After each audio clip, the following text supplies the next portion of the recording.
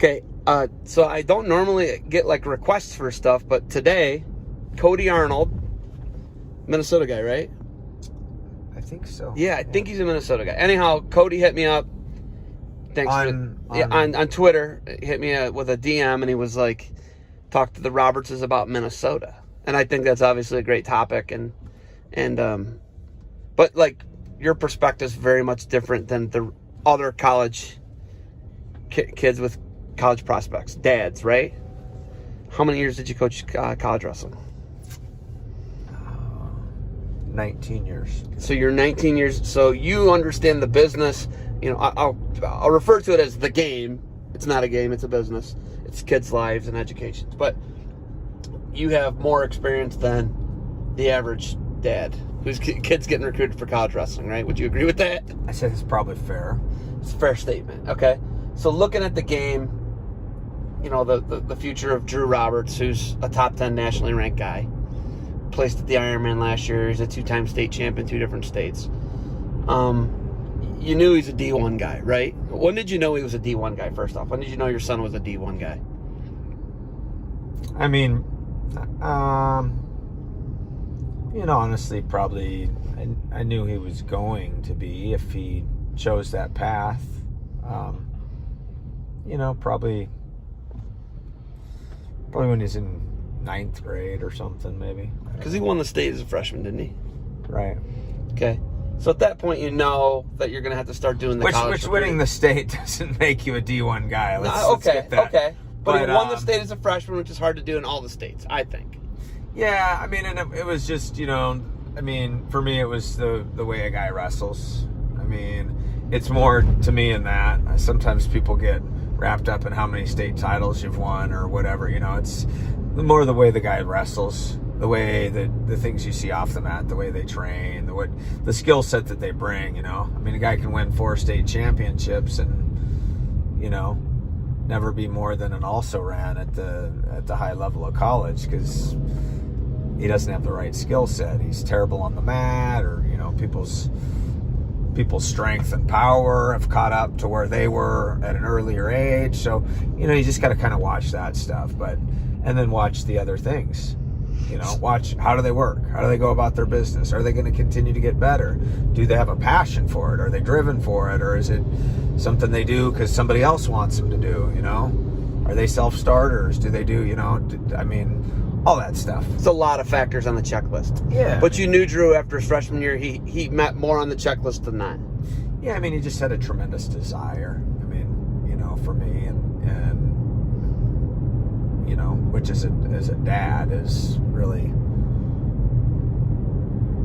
what you want to see your kids have a desire for something and be passionate about it more than, you know, I mean, it might sound cliche-ish, but more than the wins and the losses and what level they end up competing in college or not competing, or you want your kids to have passion and work ethic and something that they like to do and will get better at because they're just, you know, the carryover to everything else in life. So we can give kids, you know, I got kids, you got 4 kids, I got 2. We can give them a work ethic. We can help them with that. We can give them tasks to do.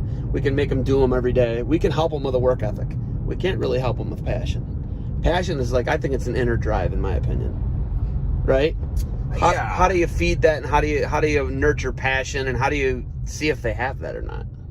Well, I mean, you see it by just their actions, you know, mostly on a day-to-day basis, and, you know, the things that I think that are important to them. And that was my biggest thing as probably a dad, you know, with an athlete, student athlete kid, or, you know, it's just kind of seeing what's important to them and seeing the things they asked to do, you know, seeing what they wanted to do rather than me telling them what the workout was, or that it was time to go to the gym or the mat room or the weight room, or, you know, and that was, you know, I think you can nurture it along, or you can, you know, give them direction. And for me, it's pretty much 99% when they ask for it. And the rest is, it's got to be up to them. You it's got to be their thing, or it's only going to go so far anyway. For me, that's kind of how I've tried to do it. So Drew had an opportunity. He was getting looked at by some Big Tens, Big 12s, ACC. Ultimately chose Minnesota, right? Yeah. Which you've got past there. You have a past there. Correct. What is your past at Minnesota?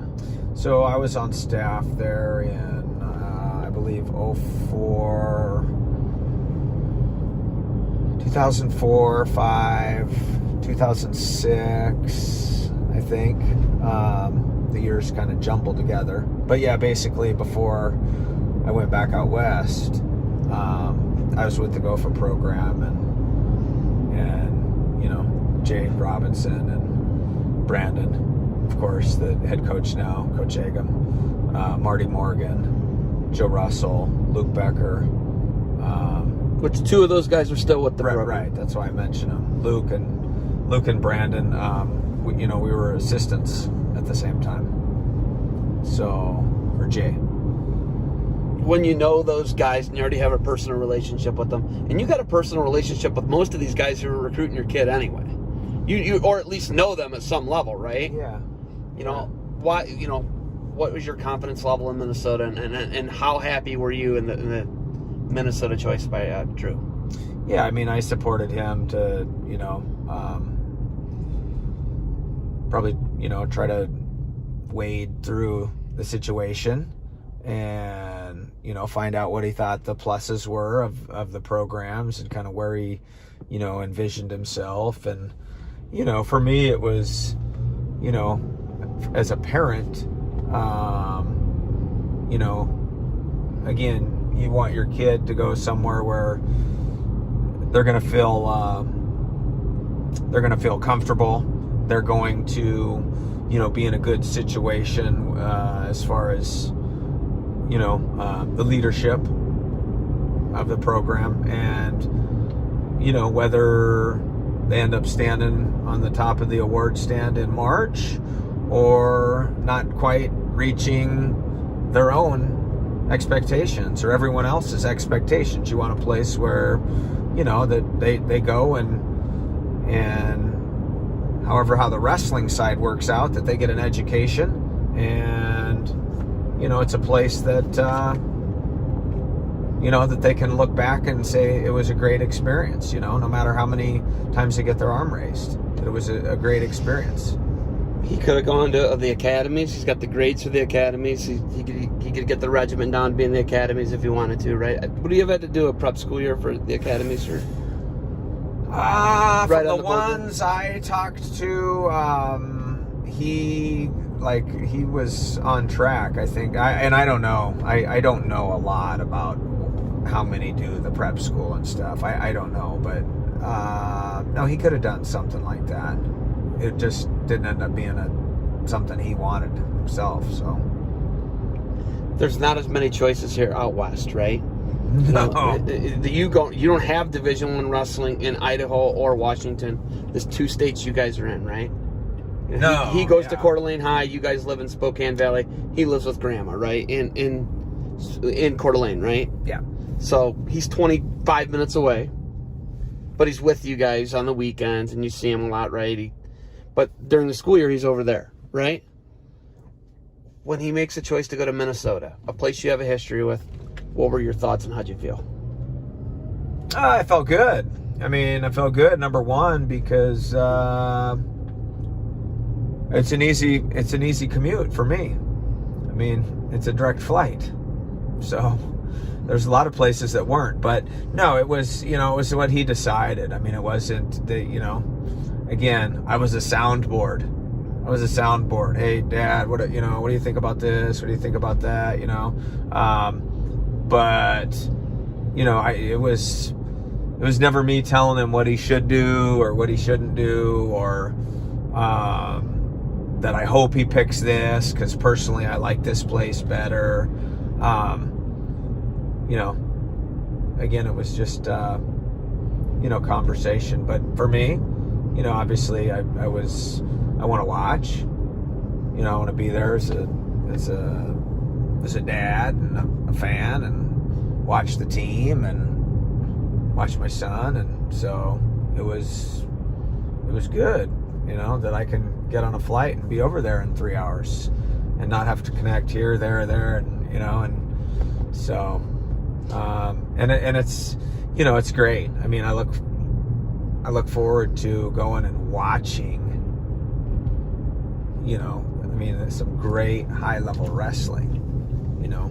I mean, you talk about Minnesota, you know, taking on and potentially watching your kid, you know, wrestle against, you know, the Iowas and the Penn States and the Wisconsins and, you know, Rutgers and Nebraska. I gotta say Ohio State. Ohio you know I gotta throw Ohio State. Ohio State. I knew I was missing one. Come there. on. I was just thinking of the whole thing and wrestling. You know, in some of those arenas. You know, Laramie. Hey, how about if he gets to wrestle in Laramie? You better go to that one. Oh, I'll go to that Dude, one. that was a good conversation about elevation yesterday. Yeah. Hey, so staying out of it, you say you were a sounding board. Give me an honest rating of your involvement or not involvement in his recruitment process. Like 1, 0, I didn't even ask him questions where he was going. I let him do it all himself. 2, 10, I had Minnesota on my mind the whole time. Give me or 5, we talked a little bit about it. We let him make his own decision. Where were you on the spectrum of recruiting and helping your kid and guiding him? Probably 6. 6, maybe 7. No, I mean, the decision was his, you know. I mean, of course, I talked to coaches, you know, like a lot of dads talk to coaches. Hey, coach, or hey, you know, well, they call me coach, some of them, or, you know. Because you coached him. Some of them, or I was a coach and, you know, coach speak, hey, coach, how you doing?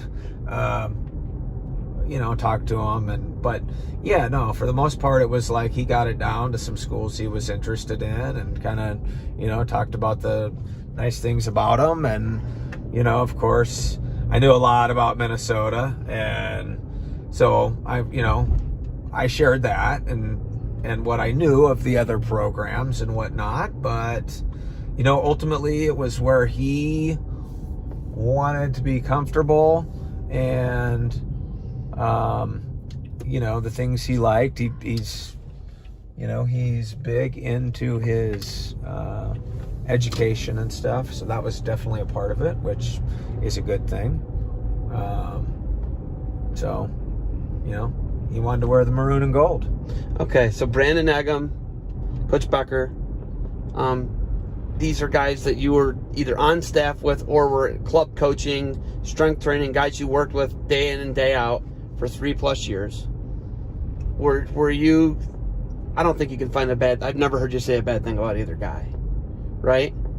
How was your excitement level when he chose those guys who you know are really good men, fathers, coaches, mentors? What was your excitement level with those guys? Yeah, I was excited, you know. I was more, I guess, I don't know, just happy or, you know, proud for him. You know, I don't think they sell any snake oil is my point.